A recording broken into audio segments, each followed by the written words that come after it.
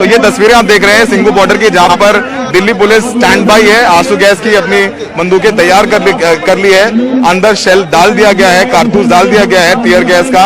और अगर थोड़ा सा भी मूवमेंट हुआ किसानों का तो उनके ऊपर आंसू गैस के गोले दागे जाएंगे। अब किसानों ने भी पानी की बाल्टियां तैयार रखी है अभिषेक। तो जैसे ही उनका कहना है कि जैसे ही आंसू गैस का गोला लैंड होगा तुरंत उसे एक व्यक्ति गीले कपड़े से पकड़ के बाल्टी में डालकर डिफ्यूज करने की कोशिश करेंगे। तो किसानों ने भी उन्हें तैयारी कर रखी है ना। इतनी तैयारी अगर गलवान घाटी में की गई होती, पुलवामा में घाटी में की गई होती तो भारत माँ के वीर सपूत शहीद नहीं होते।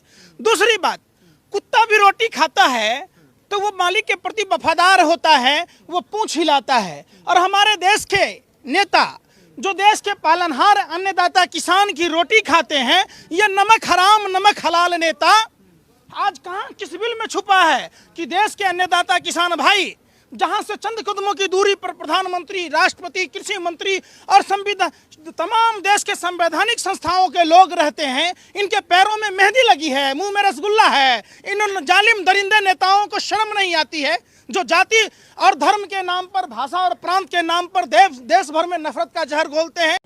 कहाँ है कुंभकर्ण के बाद इतिहास का समर्थन किया है किसानों का? अरे तो भैया यहाँ आने में क्या शर्म आ रहा है? जो देश में तमाम जो जाति धर्म के नेता हैं वो सेलिब्रिटी यहाँ क्यों है? किसानों का आंदोलन, कोई राजनीतिक आंदोलन तो है नहीं। कौन सा नेता आ रहा है? किसान का नहीं खाते हैं। सुन लीजिए ना, आप ये भी अंधभक्त हो। आप बिना मतलब की बात करें। सुन लीजिए किसान, अरे भाई सुन लीजिए आप भाजपा के दलाल की तरह सुन लीजिए, आप सवाल सुनिए। आप उस रिंकिया के पापा से क्यों नहीं पूछा सवाल? सुन लीजिए ना, ये किसानों का आंदोलन है। यहाँ पर जो है किसी नेता को घुसने देगा किसान? क्यों नहीं घुसने देगा? यहाँ पे अलाउ ही नहीं है। किसने कहा आपको? सुनिए, किसान है, देश के सभी सांसदों को उन्होंने खुद कहा है कि हम जो है मंच पर जो है मंच पर किसी और जगह नहीं देंगे किसी भी। अरे मंच की क्या बात होती है? ये देश के अन्नदाता किसान भाई हैं, पालनहार हैं, ये अपने खून से सींचते हैं खेती को, तब जाके हमारा पेट भरता है। ये सबकी थाली में अन्न पहुंचाते हैं। इनके ही परिवार के लोग सरहदों की रक्षा करते हैं। आपको नहीं दिखाई देता? आप भी अगर खाते होंगे तो आप इन्हीं किसान अन्नदाता पालनहार भाइयों की मेहनत का फल नतीजा है कि भरपेट भोजन खाते हैं। ये लोग जो लोग उस समय आंदोलन करते थे, किसानों की आय दुगुनी करने की बात कह रहे थे। एक बात बताइए, डीजल पेट्रोल पर दाम कम करने से किसानों की आय दुगुनी होगी कि किससे होगी? अगर ये जो व्यवस्था देख रहे हैं ये अगर गलवान घाटी में किया गया होता, पुलवामा में किया गया होता तो भारत माँ के वीर सपूत शहीद नहीं होते।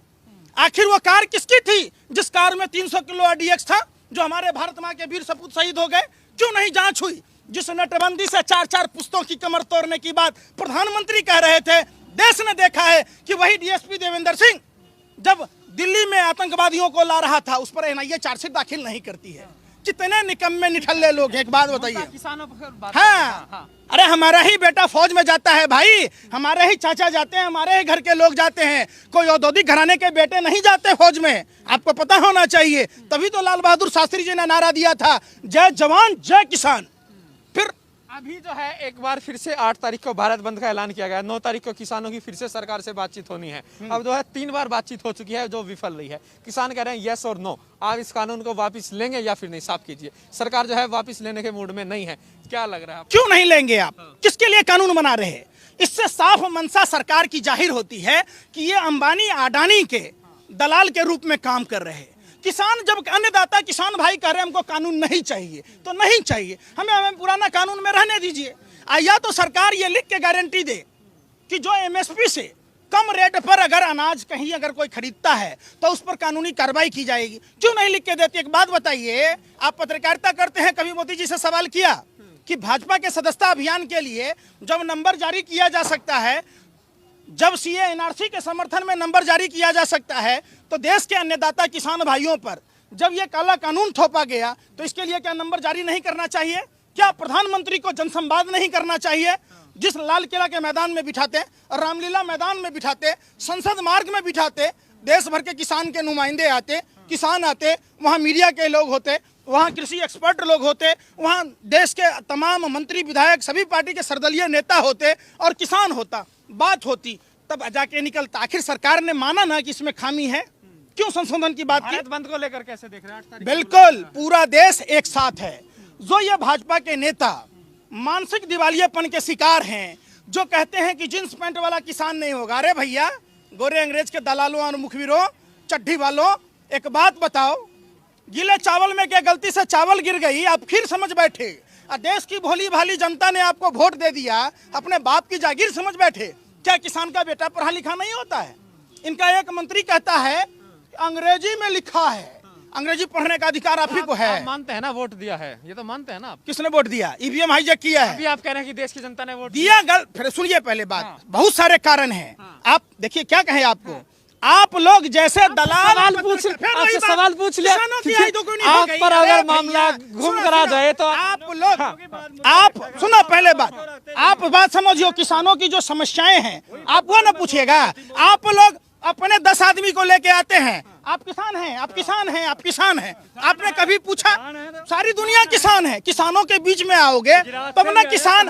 हम बिहार से हैं, ये पंजाब से हैं, सारी देश आई हुई है। आप इसको एक बात बताइए, जब सीए एनआरसी का आंदोलन हो रहा था तो इनके वित्त मंत्री कह रहे थे देश के गद्दारों को गोली मारो सालों को, जबकि भाजपा के गवारों को स्कूल भेजो सारों को।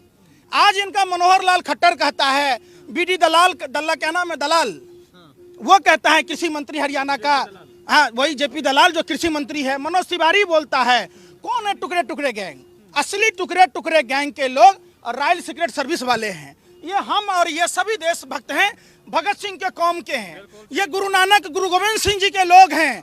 वो समाज जो समाज से, सुनिए पत्रकार महोदय, शर्म आती है उन जालिम दरिंदे नमक हराम नमक हलाल नेताओं पर जो इस कौम को बर्बाद करने की बात कहता है।